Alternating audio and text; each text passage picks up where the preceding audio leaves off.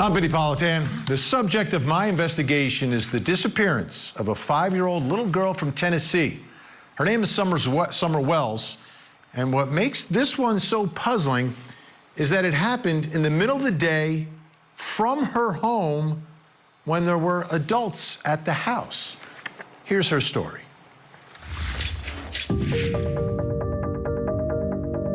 5-year-old Summer Wells was growing up in rural Northeastern Tennessee, a beautiful part of the country where nature runs free and folks own lots of land, free of crowds, buildings, and neighbors. Summer was living with her parents and siblings and grandma in a home on top of a hill, a place that seems very peaceful, very quiet, and most of all, very safe. But one June day in 2021, her family says she went inside and was never seen or heard from again, seemingly vanishing from this vast property in Hawkins County. There are many questions that have been unanswered in this case, questions that could shed some light on where this little girl is and what happened to her. We will examine those questions and find some answers as the search for this little girl from Tennessee continues. So this goes back to 2021. I mean, super high-profile story and case, still unsolved. I want you to take a look at an image, and they do age progressions. She disappeared when she was 5, so they put together a progression last summer of what she would look like at this new age 3 years later. So you look at those pictures, and it brings to mind, beautiful little girl. But what happened here? Which brings us to really the most important question, and my first question tonight, which is about this little girl from Tennessee. Where could she be? It seems there's a lot of possibilities of what happened here, and the case is far from being solved. I don't even know if there's any hot leads right now in this one. Let me bring in my guests who know a lot about this story, a lot about this investigation. Former homicide detective, host of The Interview Room with Chris McDonough. Chris McDonough is with us. And private investigator Jason Jensen. Thank you to you both. Chris, let me throw that question out to you first. Where could she be? What are the possibilities that we're looking at here? Yeah, it's a great question, Vinny. And for the last 3 years, thousands of people have been asking that particular question, and the possibilities from obviously a law enforcement perspective is it foul play? Is it an accident? And, because there was an accident, could they have covered up something? There's so many theories that could be applied to this, but that is the million-dollar question at this point, because you and I both know that 5-year-olds, they just don't vanish from their house. No, there's some intervening action, force, something. I want to take a look, Jason, at a timeline here so we can kind of go through this for the folks watching. June 15th, 2021, Summer Wells is reported missing around 6:30 p.m. Last seen somewhere around her home, outside her home. June 17th, the search expands to cover a 1-mile radius surrounding the home. June 26th, TBI, Tennessee Bureau of Investigation, looks for a red Toyota pickup seen in an area where Summer disappeared. Could have seen or heard something.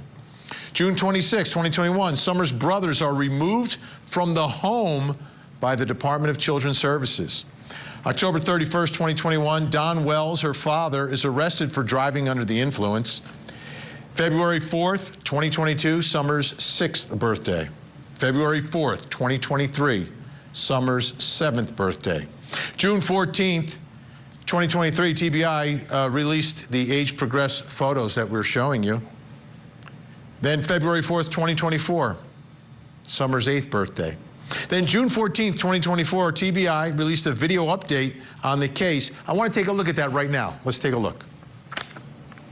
When I see the picture of Summer Wells, I see my daughter. And I can tell you that if my daughter was missing, I would sure hope that somebody was looking for her every day. My name is Josh Melton. I'm the Assistant Director of the Criminal Investigation Division for the Tennessee Bureau of Investigations. We don't have the evidence in this case to know for sure whether or not Summer was abducted or whether or not she walked away from her home and became lost. It's really important to us to not focus all of our efforts on just one of those two. All right, Jason Jensen, you've investigated so many cases like this. Where are you starting? What strikes you about the attempt to get to the truth here and get to the answer of where she could be? Yeah, Vinnie, the most important thing is to keep an open mind. Like the director just said, is they don't know which theory. There's really basically only three things that can happen in a disappearance involving a small child like that, either a wander off or an abduction or a death and concealment. They've ruled out the death and concealment pretty much by doing the polygraphs with the parents, and they both passed. So we're really focusing on whether this child wandered off, got lost, and something happened to the child. That's why they did the mile radius search and then find her. So, you know, there's a real possibility of the abduction, and you got to keep your mind open, because we do know that this situation does occur. Like I have a case, the 1982 case of Rachel Runyon. She was abducted 15 feet from behind her home. So it can happen. Let me ask you, Chris, the red Toyota pickup, what do we know about that vehicle? Why is that something that law enforcement talked about? Well, first of all, the red Toyota pickup was introduced by the father of the victim. It wasn't an independent witness or anything like that. The dad says, you know, there could have been a vehicle down at the end of the driveway, et cetera. And so we have to take into consideration, you know, what's the geographic region telling you as an investigator? And in this particular situation, the victim was last seen in the basement of the house. And so in order for a stranger abduction to have occurred, then that suspect had to know on that particular day, at that moment, that child would be in that basement. The victim risk continuum tells us that is a high improbability. And so you then go back to the situation where you go, okay, who was the last one there and what are the circumstances around that? And I think that's where the authorities have been focusing. You know, Jason, when we cover stories like this that happen in more populated areas, you know, whether it's a neighborhood like Sebastian Rogers in another part of Tennessee, or in a city like Nashville, or, you know, any other city across the country. This is a very rural area. There, you know, it's not like you're in a neighborhood. There's not a lot of folks nearby. If someone comes by, I think you might notice it. It reminds me a little bit of the situation with Suzanne and Barry Morphew. Suzanne Morphew went missing from her home. They were kind of isolated as well. How important is that part of the investigation, the geography and the you know, where all this allegedly took place?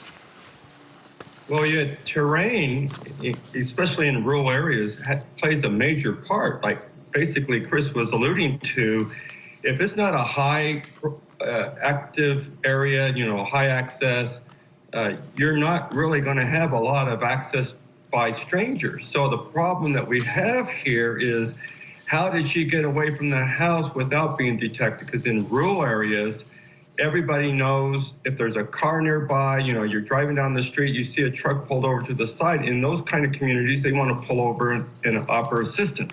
So access to the home, access to the child is really going to play a big part here. And that's why early on there was a lot of threats and harassment received by the Wells, because everybody thought it was a low probability that, you know, it was an abduction. Okay, guests are staying with us. Coming up next, what does the family property actually look like? I'm looking at this terrain and I'm going, holy cow, she could have even, there's a million possibilities here. Yeah, there's down there, and there's the road down there. Did you know that in middle-income communities, there are about 13 books for every child? But in some underserved communities, There's only one book for every 300 children. Studies show that having lots of books at home is one of the best ways to help a child succeed in school and beyond. that's why the Scripps Howard Fund started the If You Give a Child a Book campaign to give books to children who need them most, like me. So please, if you could give a child a book today. Just scan the QR code. We would be so grateful. Where would a suspect have been, in your opinion, in this? My opinion? Yeah, in this area.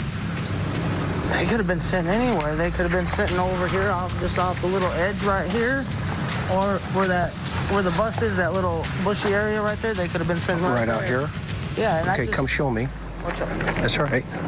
And I just recently found out that there was like, I guess he's a child molester. Okay. That lived like literally 8 minutes from my house, and he can literally walk from his house into my house within 8 minutes. Okay. And like that bushy area right there, you can't really tell if anybody's crouched down there or anything.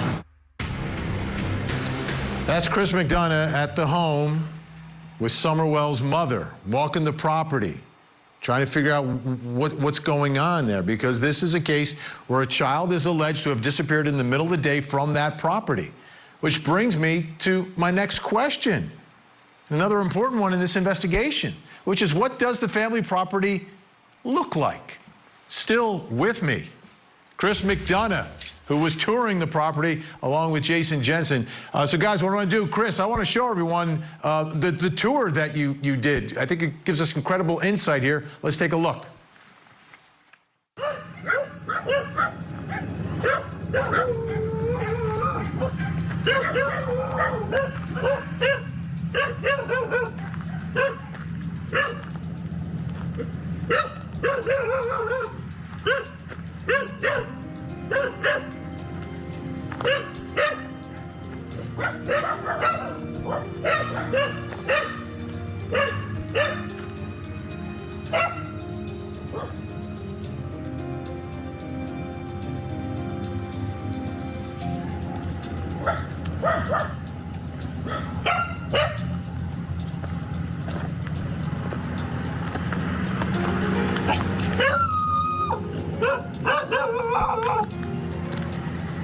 Hey.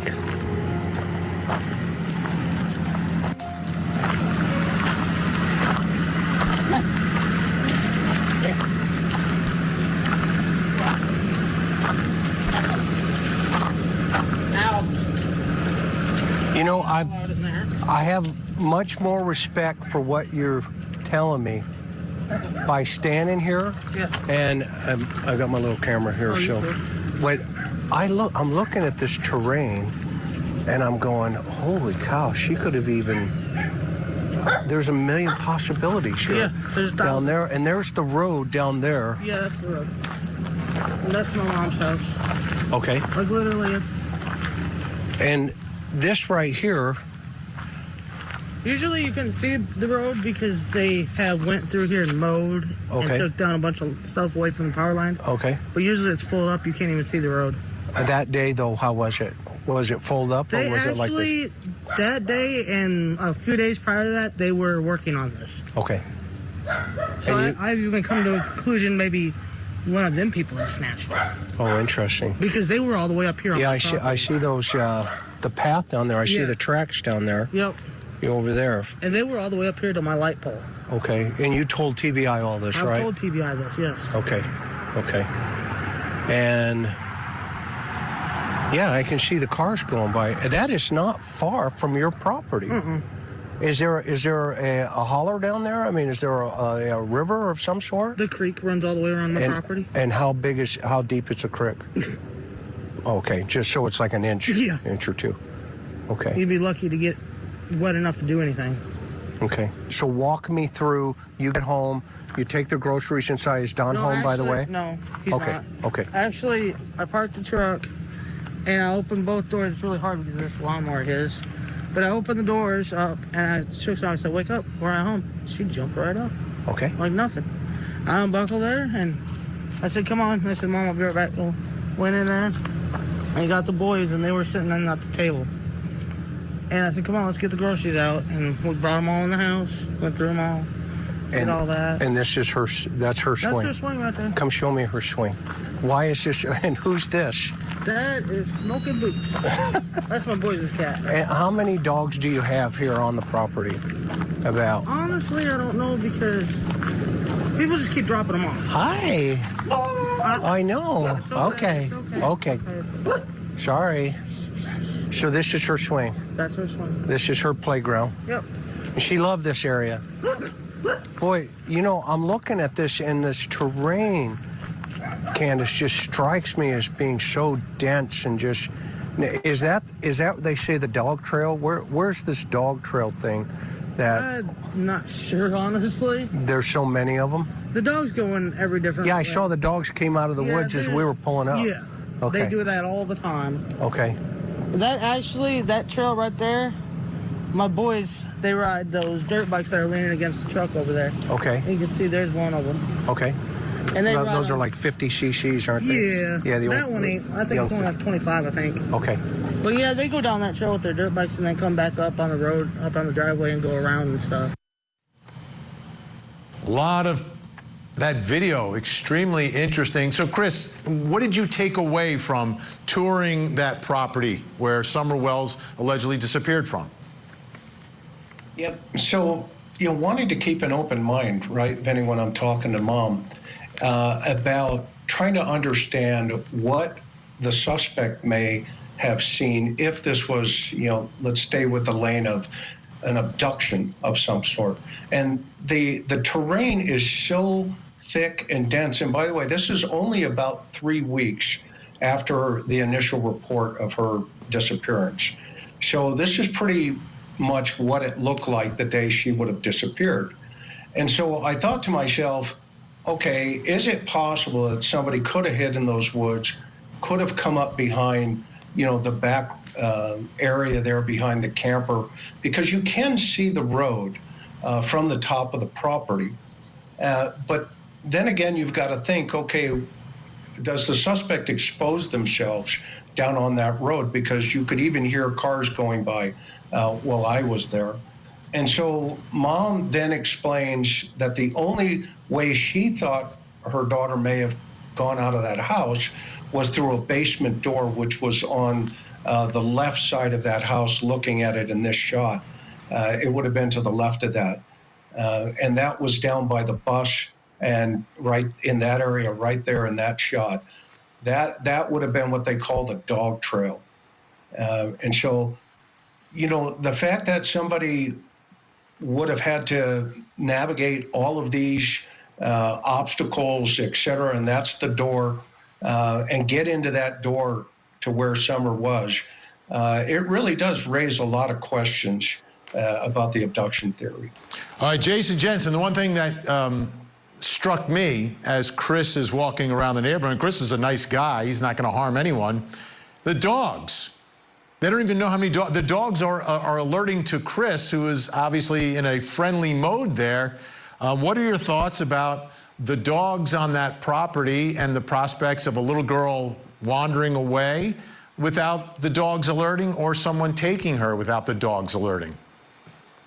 You know, Vinny, we were on the same mindset. When I was watching the video, you know, from Chris, the thing that struck me the most was how many dogs were there. So obviously anytime a stranger would approach the home, I'm sure the dogs would bark at him, or at least gather down, you know, down. Even friendly dogs will go down and greet somebody with tails wagging and everything. But certainly the first moment they're shocked by a stranger coming through the woods, they'd be barking and alerting the owners, I'm sure, is what their typical patterns are. I own dogs, and that's what my dogs do anytime someone approaches the front of the house. So I would think that in order for there to be any kind of viable abduction scenario, she'd have to wander off, you know, like little girls do, chasing a butterfly or something, find herself far enough away from the home that she encounters somebody that shouldn't be there. That's about the only thing I can think of.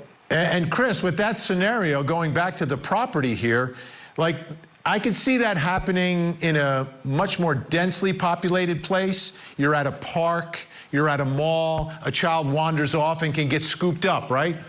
But here, it seems like there's a little more isolation. So someone would have to be lying in wait and just hoping that the child wanders away.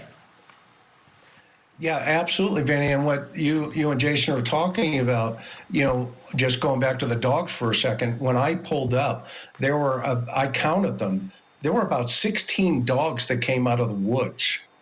16 when you pulled up? when I pulled up, there were 16, and I asked her, where are all these dogs coming from? And you know, Mom said that folks in the area just drop the dogs off in the neighborhood, and they all come up to that property. Okay, to me that speaks volumes. That is incredibly insightful in all of this. All right, Jason. So as you look at the property, there are other possibilities here. You know, without pointing a finger at anyone, but if something happened to her and someone wanted to dispose of those remains in that terrain, do you think it would survive the level of searching that was done? I would think initially, yeah, because the scent of cadavers isn't so strong with a fresh death. But as time goes on, certainly cadaver dogs could pick up the scent. So, but you know, initially you're looking for displaced soil where you could see that there was, you know, some shoveling or something in replacement of soil or disturbance of vegetation if there was some kind of clandestine burial. Other than that, you know, I would feel that TBI did a sufficient job with their search as they've certainly moved on to other areas, including doing polygraphs. So it really kind of narrows it down. If it's not the parents doing some kind of concealment or some other hostile force, it's somebody from outside the home. And then the question really gets vague, who could that be? Absolutely. Thanks so much for your help. Wow. Children don't just disappear. I'm Vinnie Politan, and we'll keep digging for answers as the investigation continues.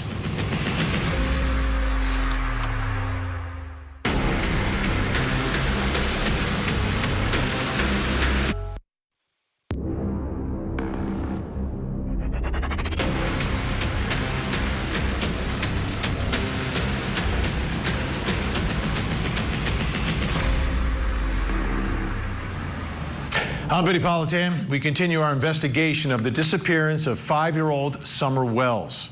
You know, sometimes children disappear at night, sometimes from parks or crowded malls, or sometimes walking home from school. But Summer disappeared in the middle of the day from her own house. Here's her story.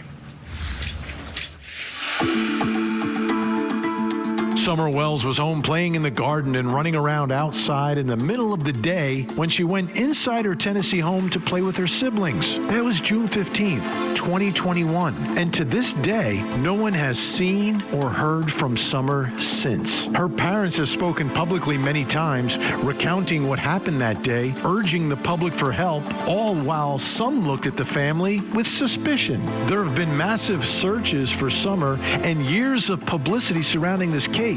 But none of it has led to an answer. None of it has led to Summer. Where is this little girl from Hawkins County, and what happened to her? So when you're searching for a missing person, especially a missing child, there's one question that really starts everything, which begins the investigation, and that's my next question, which is, where was she last seen? Absolutely significant in all of this. Let me bring in my guests who are going to help us. Former homicide detective and host of The Interview Room, Chris McDonough, has done a lot of investigating of this case, and forensic psychiatrist, trial expert witness, author and columnist, Dr. Carol Lieberman. What I want to do, Chris and Dr. Carol, is take a look at what Chris did, going inside the home and showing us the last place where Summer Wells allegedly was. Let's take a look at that. Them three were sitting right here in front with their eyes glued to the TV, like always. And I said, boys, where's your sister at? Well, she just went downstairs, Mom, to play. So I went over here like this, because this is where the stairs are. Okay. It's actually down under there. Oh, down into her bedroom. Our bedroom, and then hers is on the other side. Oh, okay, in the basement. Yeah, in the basement. Well, this makes sense now, see? And then I yelled, I said, Summer, Summer. And she didn't, I listened for a minute, I didn't hear nothing. So I went like this. Is this how I would get down here? Yeah. Well, I don't know if you want to come down here or not. Do I got to be tiny to get in there? No, you should. Can we come in from the other side? Well, we can, but it'd make more sense if you went this way. Okay, I'll follow you. Oh, man. Good grief, No, I know girl. if my 6-foot husband can fit down here, you can. Huh? My husband's 6 foot. I know if he can fit, you can. This... Oh, my gosh. Way to go. This is my husband's room. Okay. And over here, well, it's a mess again. That's all right. But this is where Summer and little Waylon was, because Waylon's only 9. Okay. And they stayed down here. And these are all her toys, all her Paw Patrols, All her movies. She's got a movie about the Savior. The boys I brought back down here after she went missing because I didn't want them upstairs by themselves anymore. Okay. And this is all her toys. These are all her toys. All these toys that are down here are dang, are all hers, except for like the trucks and the Teenage Mutant Ninja Turtles and the game system. That's the boys'. Okay. But them are all her toys. And she's really into Paw Patrol. I see Yeah, that. I've been collecting from day one. And these are all her little ponies that I've bought. And then these are them girls that she likes. Them new fashion, I don't know what they are, little princesses or whatever. She's like all kinds. Here's one of them bracelets. Oh, that's just one of them what do they call these? Oh, this is little pony bracelets. Yeah, I don't know what they were really called, but she liked them, and so I just, every time I go to the garage sale, I'd buy her what she wanted. Okay. You know, whenever I got a little bit of money, I spend it on the kids. Yeah, this is her, I understand her now. Yeah. Even better. Thank you. You're welcome. This is really important. Yeah, I come down and I searched. I looked up underneath the beds under there. We can't really get on. I can't get under there. Yeah, yeah. But I looked under there, looked under every blanket I could possibly look under. Yep. And then I come over here and I looked on one side and see underwear.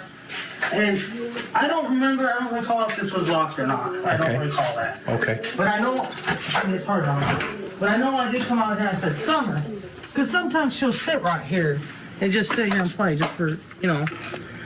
And usually when she comes out and she goes directly that way up to the swing. Oh, okay. So this is like her. Yeah, she just where she walks. come running out. Yep. Oh, yeah, you can see the path She'll just here. go right to the swing. Right, you can see where she could have run right up to and here. this is all the further she would go. She wouldn't leave. Okay. She wouldn't go out nowhere else. Okay, Chris, the house itself, and to get down to her room, is that like a little tunnel or something? Yeah, Vinny, I mean, to be honest with you, I was blown away when I first, when she says, down into the basement, and I couldn't see what she was talking about. So she took me around that little bar thing there, and there was this hole cut out, and that stairwell was about probably, 20 inches wide. And then when you got down into that stairwell, you can see how dark it was in that basement. There were 2 light sources immediately, one from the door, and then the second was from a small window that was covered, but it was getting through some light. And then there was a single light bulb in there. And it was, in my opinion, I told her I had a better understanding of Summer because I had a really difficult time trying to figure out why a 5-year-old just arbitrarily would take off down into that basement, to play with her toys while her brothers are upstairs. And that's who she wanted to go into the house to see. Right. The story was I want to go be with my siblings, but they're upstairs. Dr. Carol Lieberman, the other thing that strikes me here, not being judgmental, it's just there's a lot of clutter in this house. It's a little, I mean, does that tell you anything about what's going on in this house? Like the physical state of the I don't want to say, cleanliness, the order in the house? Yes, of course. And, I watched a number of Chris's videos. And a lot of times he says to her, I don't mean to be judgmental, or I don't want to be judgmental, and he isn't. And I think people seem to be looking everywhere, but not wanting to confront, on a deeper level, the parents. First of all, like letting the dogs, you were saying that says a lot, the fact that they have all these dogs roaming around, and that they let people drop them off. People just come and they drop their dogs off. there is a carelessness. There's alcohol abuse, there's drug abuse, there's a carelessness of taking care of the kids. I mean, the kids, her brothers are now taken by Child Protective Services. So what does that tell you? And there was supposed to have been abuse. They took them because of being abused, and so many other things. You know, for example, the fact that she was sleeping down there with her, she was 5 and her brother was 9. Now I know when houses are cramped and so on, you kind of have to sleep together. But and then there's the fact of the shed, that the father apparently went to look in the shed when he heard that his daughter was missing. Why would he think what was going on in that shed that he would think that his daughter would go there? The mother lied about the drink. She said, I think that, at least she said a different story than one of the children said. She said that it was like a soft drink, and he said that it was a twisted tea. You know, and then she said about and then if there was porn playing in the parents' bedroom. I mean, it's a house of horrors. So anything could have happened to the poor little girl. So, Chris, being inside that house, what's your takeaway from the place where she is supposedly last seen? Well, Dr. Lieberman nailed it. I mean, this was an obvious situation of there's a lot more here that we don't know yet. But my takeaway was and the most striking piece of it was the bedroom next to the child's room. And then the conversations between, you know, the parents made on the news about Summer would sleep with them. Immediately with the information that was on the TV, my red flag started to go up from an investigative aspect that, you know what, there may be other things happening here. We don't know that for sure. But certainly this child did not walk out that door, nor did I believe at that moment that a stranger came in and took her out that door. There was definitely some foul play in motion here. And Dr. Carol Lieberman, how about getting information from the young siblings? How difficult is it to extract information from them? Well, you know, of course, they're going to have loyalties to some degree to their parents, you know, not want to tell on their parents. But I think that's probably the best chance. Like if they each develop a good relationship with a therapist, a trusting relationship, and it's a good therapist, I think a good therapist could eventually get some information from them, you know, gradually, that could give some clues.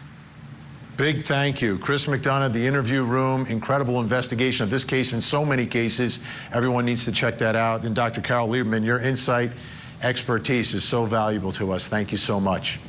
Still to come, is Summer's mom telling the truth? You went back in? Yeah, me and Summer went back in the house. And then we were just doing normal stuff. Okay. Around the house like we normally do. One of the most successful true crime TV shows ever. This is crazy. Now has a new home on America's original true crime obsession, 48 Hours on Court TV. Coming up next on Court TV.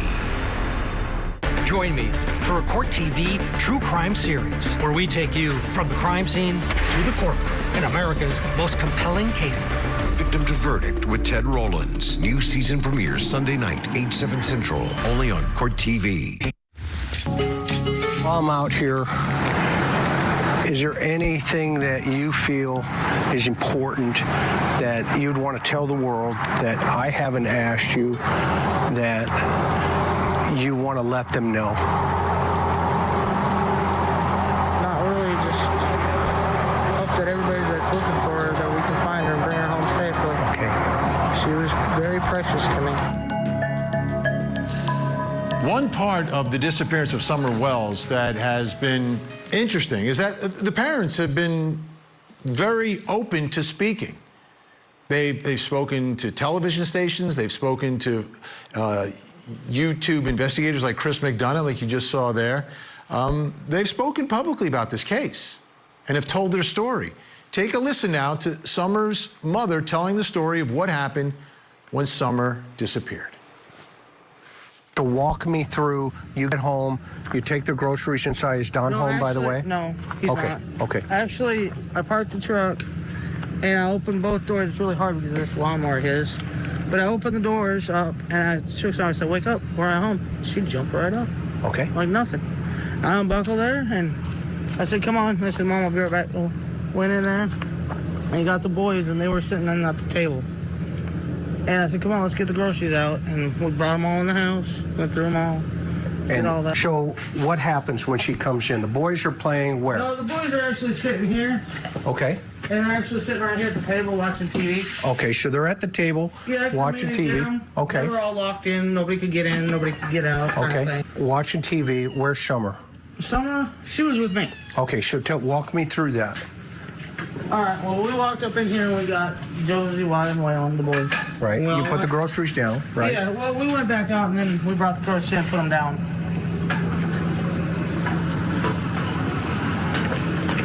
And then Mom, she took her stuff to her house, put her stuff away. Okay.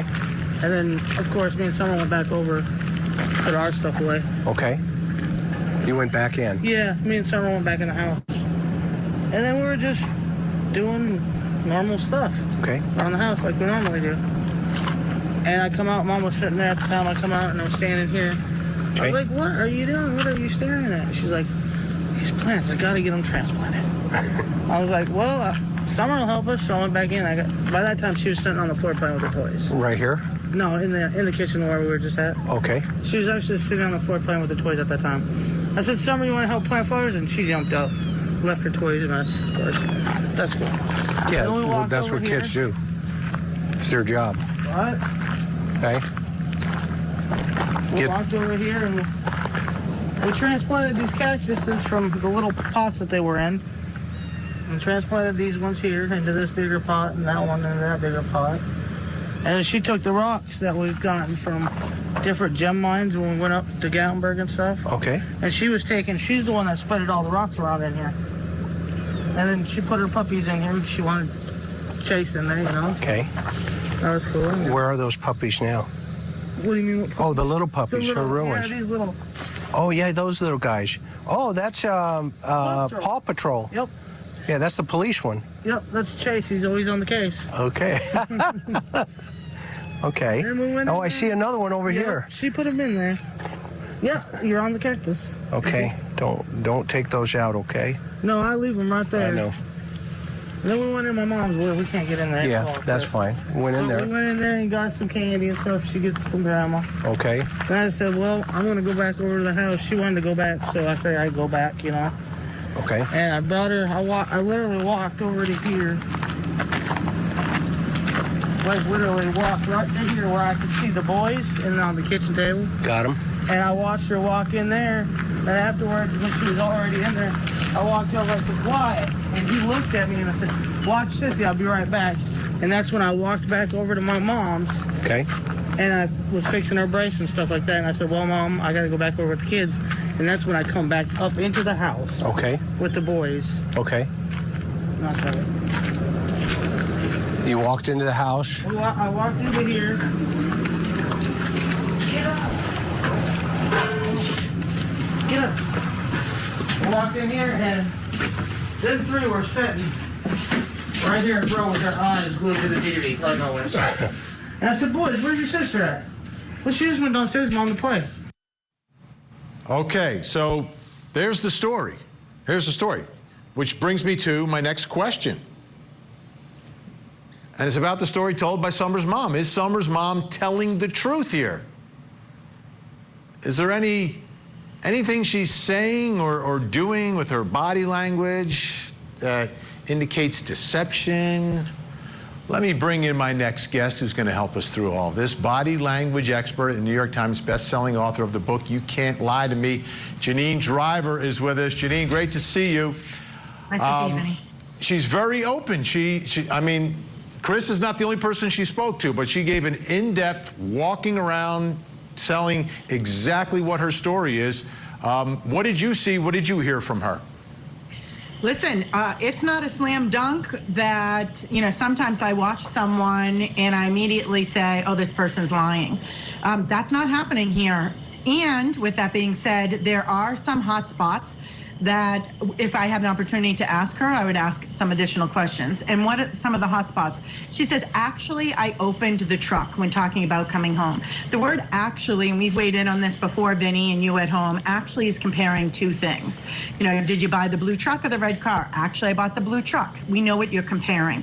When someone says, actually, I opened the truck, as opposed to what? So this, to me, would be the question, as opposed to what? Anytime you see that or hear that word in a text or email or in a conversation, ask as opposed to what. She says it again. I was actually watching TV. She says the boys were in the other room and I was actually here watching TV with her daughter. Then she does go outside and she scratches her head, which is a pacifier. The higher the hold, the more anxiety is told. The closer we get to the brain, the more stress and anxiety. It makes sense. Her daughter's missing. So she scratches her head. Then she does an elbows out like this. We saw Chris Watts do this, Vinny. You may remember when the police officer went into the neighbor's house. He had a camera on his uniform, and Chris Watts is watching footage of the neighbor watching him load something into the truck, which we later find out is Shanann and his two young daughters, Celeste and Bella, were supposedly still alive at that point. When we see Chris Watts see that footage, he goes like this.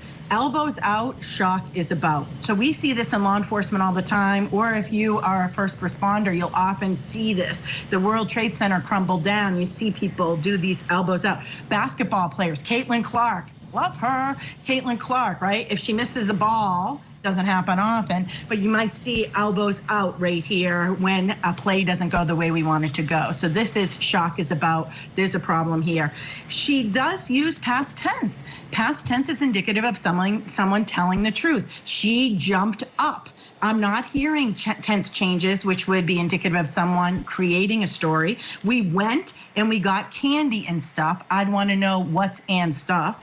And we literally walked. Now, this word literally walked is confusing to me because why literally? We just walked here. Isn't everything literal that you're telling us?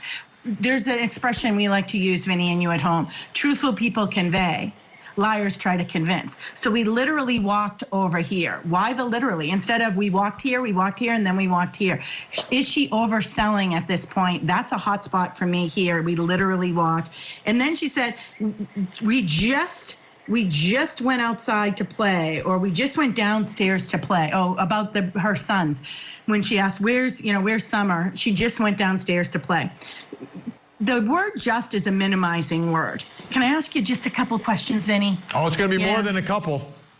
And I asked you just a couple. So just is a minimizing word. So there are some verbal spots of stress and some nonverbal concerns I have, but this is not a 90% she's telling the truth. This is a 50-50, if not 60% telling me the truth. And riding that edge of 40%, there's more to the story. Right, and the thing that struck me as I watched her, she just seemed very comfortable, right? A man's got a camera, is asking you questions, the world is gonna see it, and there's a level of comfort there. So I'm kind of with you on all that. So we're just about out of time, but like zero, I guess you said 60% you feel like this is very truthful, but there's something else to the story. And this comfort that you're talking about, Vinny, the comfort, that's out of place, right? Your daughter's missing. Where is the fear and the sadness? This is the thing that concerned me with Chris Watts when I watched him. Two things didn't appear. Fear and sadness. Where's fear and sadness? We are out of time. Janine Driver, thank you so much. Appreciate it. You know, sometimes I cover stories about missing children that have gotten very little attention. And in those cases, publicity can make a big difference, making people aware or getting people to actually search. But what makes this case so frustrating and baffling is that there have been massive searches and an incredible amount of publicity, both locally and nationally on shows like this. So unfortunately, what I think here is that the longer it takes, the more difficult it's going to be to find little Summer. I'm Vinnie Politan. We'll keep digging for answers as the investigation continues.